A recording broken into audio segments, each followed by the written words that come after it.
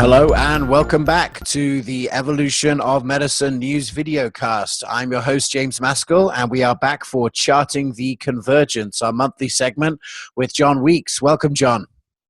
Great to be here with you two again. Also here with Gabe Hoffman. Welcome back, Gabe. Hey, James. Great to be here. Always good to talk about the good news with John and Gabe once a month. And we got some very interesting and good news coming up this week, as ever. So, before we start, thanks so much to Embody 360 for their continued sponsorship of the news. Embody 360 is a technology that is changing the dynamics of the patient-practitioner relationship with a technology that allows practitioners and particularly coaches to be able to track patients' behavior between visits, and you can go to goevomed.com/embody to check it out and get a trial. Lots of people starting to use that and getting great results. So, John, we're going to start with 3 of your articles today that you've picked out specifically, looking at charting the convergence. So we're going to start with the Bravewell Collaborative. Maybe for people who haven't heard the Bravewell Collaborative, can you just share a little bit about this sort of important role that it has played in this convergence?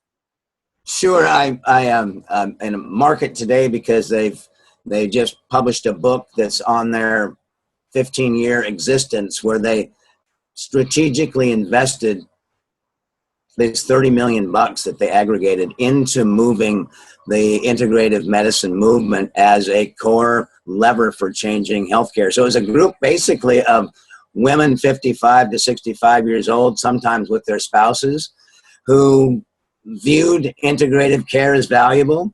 And they realized that actually if they worked as a collaborative instead of individually, they could do some things nationally. So you're seeing Penny George there, who, interestingly enough, her spouse was the CEO of one of the major medical device companies in the world, Medtronic. And actually down below is Christy Mack. They co-founded it. Penny was the first president. Christy was the second. And they had a core of about 8 of them. Sometimes it grew to 15 over this period.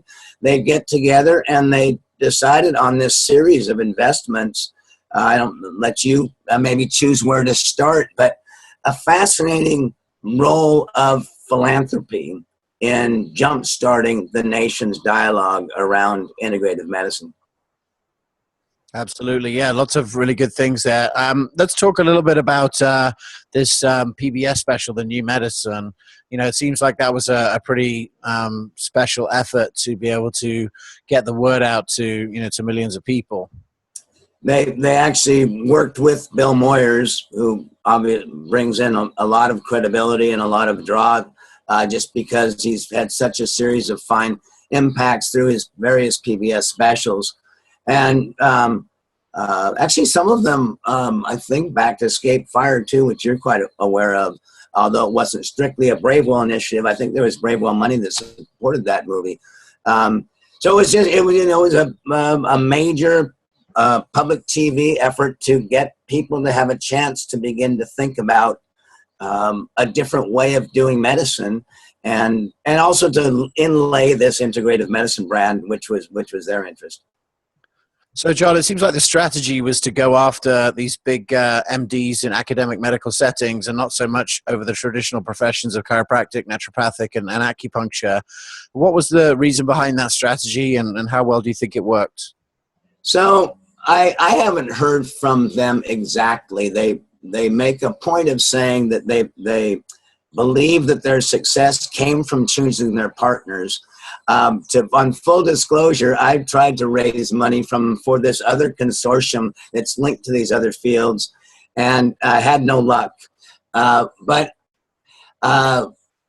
sometimes working with reluctant medical deans, it's a lot easier to just walk through the door saying, we're a bunch of medical doctors who do things differently, than to say we're medical doctors linked to chiropractors and meet my naturopathic friend here. It's a harder entrance way. So again, from strategy, it might have been a smart move. I who believe that we need to have a much more broad embrace, a much bigger tent.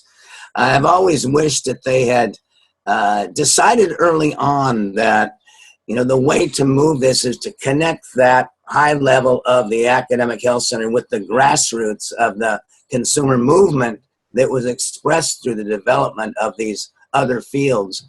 And so they might have invested in the emergence of these other professions, invested in Integrative Health Policy Consortium, which you've covered here, to move some of the policy issues. But alas, they kept focused, and they made their advances where they chose. Well, look, James and I are certainly sensitive to strategy, and when you're building a community and content, we realized early on that if we built a show, the Functional Forum, for health coaches, for acupuncturists, doctors wouldn't make it over. But if you build a show for doctors, we knew that all these other professions would come aboard. And the truth is, our community is not just MDs, it's DOs, it's chiropractors, it's naturopaths, it's a whole community. But the way you have to strategically develop it sometimes is for the greater good, and that was, there's a challenge there, but it makes sense. And people might recognize Escape Fire from, you mentioned Escape Fire, but Escape Fire was a movie that we helped coordinate, or we coordinated a screening of this film around the country with different doctors in our community, because it really showcases functional medicine. So if they were part of funding that, even though they weren't, like you said, the way they, on the front end, who they collaborated with is one thing, but they contributed certainly to a really powerful resource on the back end for something that helped functional medicine. And so it's good to see strategy, but also then in execution, supporting other areas and similar to what we did. Yeah, absolutely. I think the Bravewell Collaborative, we'll probably look back in a couple of decades and see just how important it was. I certainly seen, John, in the last 2 years, I really feel like there's a shift from, fighting against the current to the world moving in our direction. And I think, it's the strategic work of many different people in many different areas that's really making it happen. Absolutely. And yeah, the downstream of effects of what they've done in opening inclusion. I mean, I'd opened up the New Yorker magazine this month, and there's a full-page ad for a book on integrative medicine for the consumer by people at Mayo. Mayo's part of this consortium that these folks, they realize that if there are a bunch of programs in med schools, it's one thing, but if you've got a consortium that starts to be able to announce that we're part of 68 medical schools, then you can do things like get inside the Joint Commission, as we talked about before, to change the pain guidelines, because they'll look at you because you got 65 medical schools there. So it's been brilliant strategically, and I'm all in all, I'm a huge fan of the work that they've done. It's my small gripe that might be influenced by wanting to get some of their financial support for the people I was working with. Awesome. Well, look, it's a great book, and I'd recommend it if you're a student of history to check it out. It's about the Bravewell Collaborative. It says the subtitle is "How a Small Community of Philanthropists Made a Big Difference in Healthcare," and even though it's set, we'll see the benefits for years to come. So the second article you wanted to bring out here was from the Clinical Pain Advisor, John. It says poor diet likely leads to prolonged recovery from induced chronic pain. This is something that we've been talking about for a while with chronic pain, and it seems like it's an entry point for this conversation to go into the broader context. Why did you think this article was interesting? Well, as you know, I've been tracking the extent to which the variety of guidelines from Obama, the CDC, the National Pain Strategy, various state groups have included non-pharmacologic approaches in their strategies. And it's very uneven what they've been doing. What's interesting, though, is none of them ever speak to food or working with diet, and certainly, I guess, not supplements in dealing with pain. And it hit me that certainly when it comes to inflammation, your average functional medicine doc is doing this. I happened to see Robert Van Actor, who is from AAPM, you probably know, last week, and he agreed that people in our world use food against pain, but it's interesting that it's not come on to the pain dialogue. I'm talking with some researchers about maybe doing a systematic review to see what's out there. This was actually a rat study by a graduate student, but from our perspective, you think it's an interesting thought that if you have got a diet that's got chips and Coca-Cola, that you might have a longer period of being in pain than if you've got a good diet. And that's what they found with the rats anyway. You know, sometimes it's like we talk about things and it's like exciting. It's like, look how far we're coming, look how people are accepting it.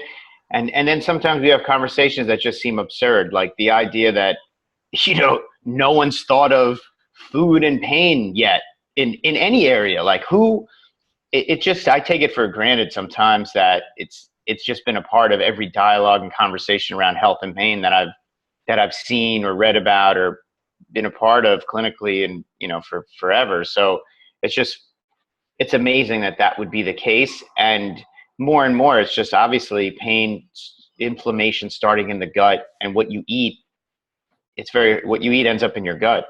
You know, the most of it. Absolutely. Yeah, it's such an interesting topic, John. And I think, as I said earlier, pain, you know, is really going to be this leverage point to be able to see how integrative therapies, including diet, if you consider that an integrative therapy. Some people do, some people don't. And so, yeah, very excited to see this happening. The last article that you came on, I want to spend a little time with, John, because it seems like there's been a breakthrough in Oregon prioritizing integrative practitioners in pain treatment, which goes back to something we had spoken a couple of convergences ago with regard to the opportunity for the integrative medicine community to be able to sort of stake their claim in chronic pain. Yeah, to me, this was big news. It actually was supposed to start in January. It's starting in July, but the government of Oregon is, to my mind, the first government agency in the U.S. that, with this policy that's really for their Medicaid population, they're choosing to prioritize the non-pharmacologic integrative strategies above opioids as a way to get at the opioid crisis. And this sentence here, the task force, it was an integrated task force that they created recommendations that prioritize therapies such as acupuncture, chiropractic, and PT over surgery and narcotics for most back pain conditions. They also, I should say, included access to massage, access to yoga therapy. It's a broad group, but the most of us think that we're going to be better off when we, as some of the folks in the naturopathic community call it, reverse the therapeutic order of the nation, where you begin to upfront use things that have less invasive adverse effects.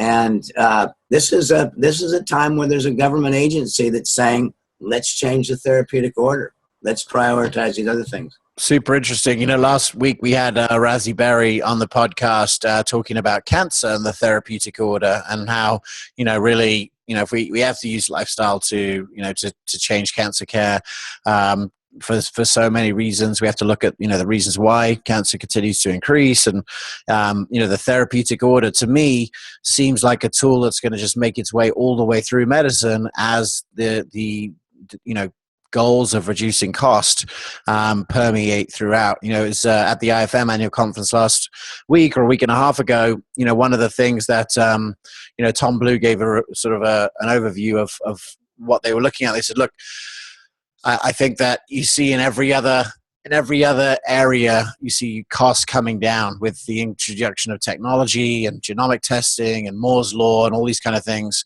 And here you have a situation where cost is going up in healthcare all around, and that functional integrated providers, by following things like the therapeutic order, where you start with the least costly, least invasive, is going to become more and more relevant. And as we said on this show with your efforts before, John, is that no one has the incentive. But I'm really excited to see these kind of things happening, because to me it shows that there's a tipping point, where people are recognizing that we have to start to reprioritize the list. And I think that's an exciting moment. Gabe, what are your thoughts on this? Well, I feel like, to your point, James, I mean, across the board, not just even in, pharmaceutical-based medicine, but in all medicine, it's the least expensive. It's the subtle, smaller changes. I mean, we're seeing that in this integrative functional side as well. I think people starting to move in that direction just from having spoke to doctors.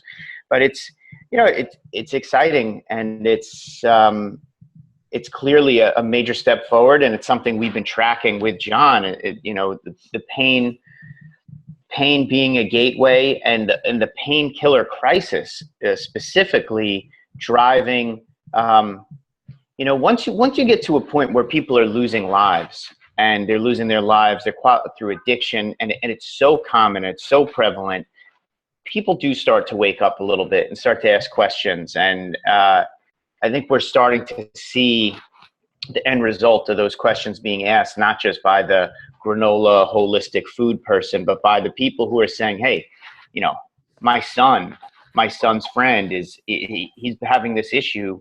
There's got to be another way, because he can't survive if he's got to take these painkillers.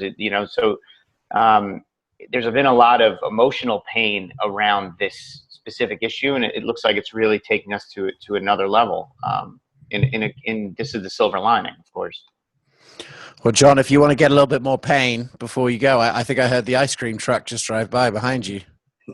It tempts me every time. There's something left over in my system. It's I guess residual ideology is what they used to call it.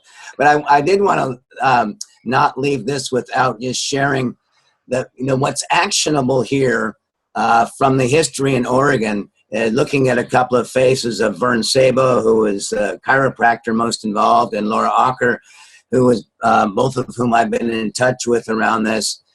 This didn't happen overnight, right? This happened from members of the complementary integrative fields getting involved legislatively, getting appointed to the Oregon Pain Commission, then getting appointed to the states has a committee that reviews evidence. And so they got on this panel, so they were able to bring their evidence forward for review. And one of the issues is if you're reviewing evidence, but nobody actually brings in the evidence around food or acupuncture or chiropractic, then the people reviewing never see it.